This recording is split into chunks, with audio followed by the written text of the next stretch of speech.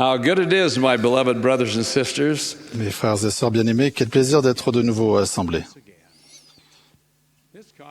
Cette conférence marque le 180e anniversaire de l'organisation de l'Église.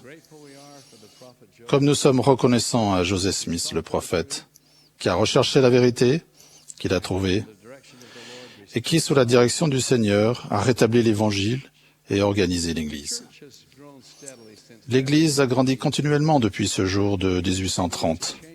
Elle continue de changer la vie de plus en plus de personnes chaque année et de se répandre sur terre à mesure que notre force missionnaire trouve les personnes qui recherchent la vérité.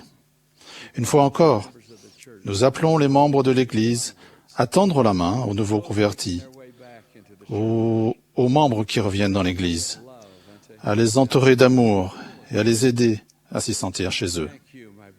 Merci, mes frères et sœurs, de votre foi et de votre dévouement à l'Évangile de Jésus-Christ. Merci de tout ce que vous faites dans vos paroisses et vos branches, dans vos pieux et vos districts. Vous servez volontiers et excellemment, et vous faites beaucoup de bien.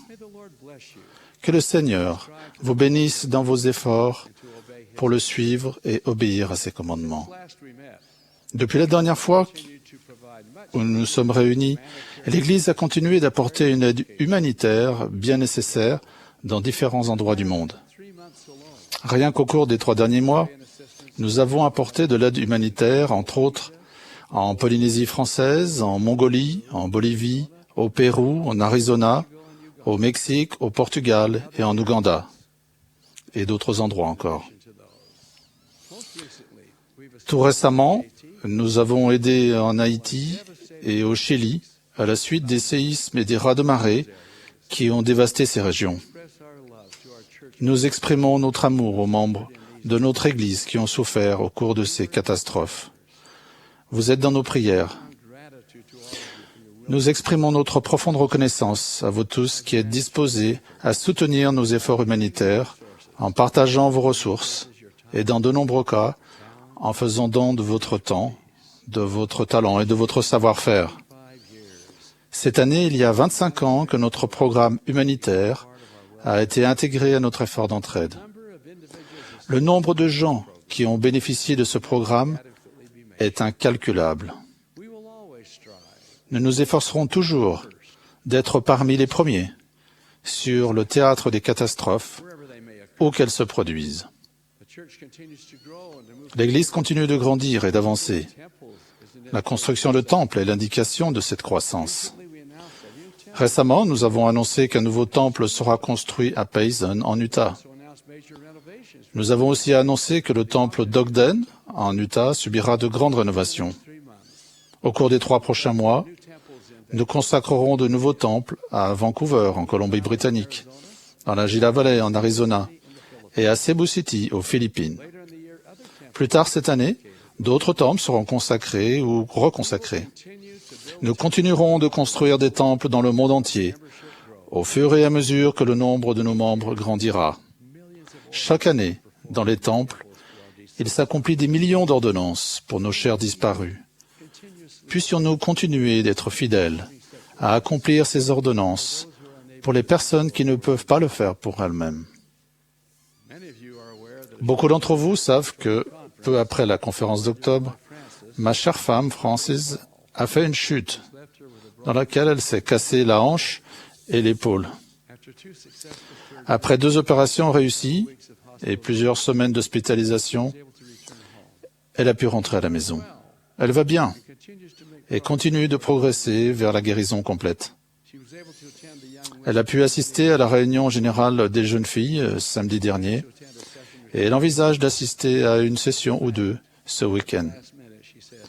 En fait, elle m'a même dit à la dernière minute, « Je viendrai aujourd'hui » et elle est là. Et ainsi que notre chère fille qui nous rejoint pour cette session. Ah là là, ces filles suédoises, je vous dis. Spécialement quand elle s'appelle Sir Johnson.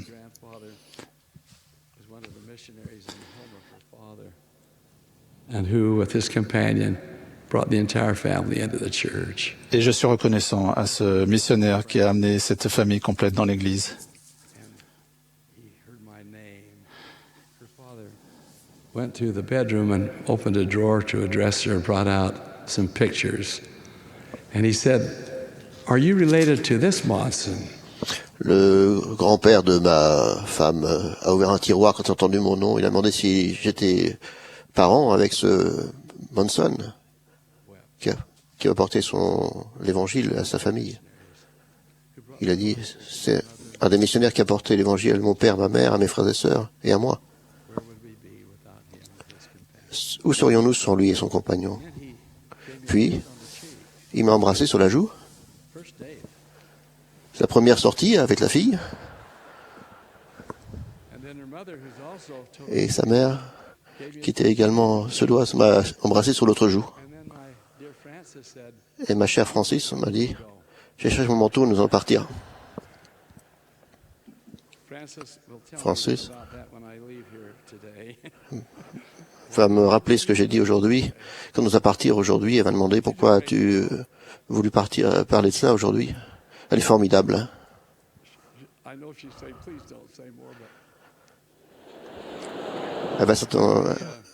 Elle me dira certainement, je t'en prie, n'en dis pas plus.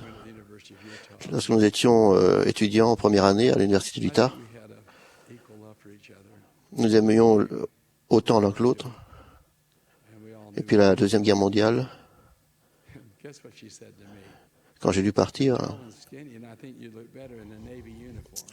elle a dit, tu sais, tu étais plus beau je préfère dans ton, dans ton uniforme de la marine, et c'est pour ça que je me suis engagé dans la marine. Mais avec moi, elle se joint donc à moi pour exprimer notre profonde reconnaissance à notre Père Céleste et à vous pour vos prières en sa faveur et à vos vœux à son égard. Frères et sœurs, nous nous sommes réunis pour recevoir des enseignements et de l'inspiration. Nous souhaitons la bienvenue à ceux d'entre vous qui sont nouveaux dans l'Église. D'autres parmi vous affrontent des problèmes, des difficultés, des déceptions, subissent des deuils. Nous vous aimons et nous prions pour vous. Beaucoup de messages couvrant divers sujets de l'Évangile seront donnés au cours des 2 prochains jours. Les hommes et les femmes qui s'adresseront à vous ont recherché l'aide de notre Père Céleste concernant les messages qu'ils vont vous délivrer. Je prie que nous soyons remplis de son esprit, tandis que nous écouterons et apprendrons. Puisse-t-il en être ainsi?